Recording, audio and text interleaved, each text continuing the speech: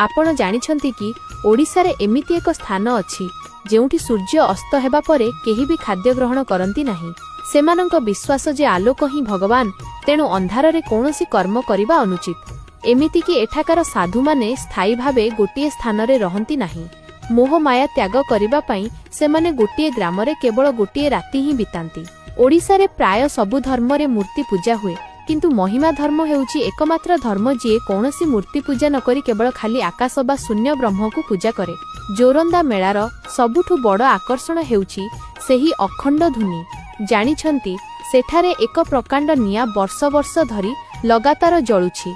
हजार हजार किलो घिओ एही नियारे अर्पण करा जाए, किंतु सबुठु बड़ रहस्य हेउछि एते निया जळिले भी सेठारे काहाकू श्वासक्रिया रे टिके भी कष्ट हुएनी। एठारे कौनसी जातिभेद नाही, समस्ते एकाठी बसी खाद्य ग्रहण करती।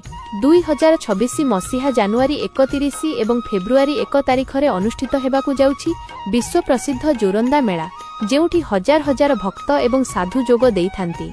ओडिशार एही महिमा विषय रे जानिबा पई भिडियोटी को शेयर करंतु एवं कमेंट रे अलेख महिमा निश्चय लेखंतु।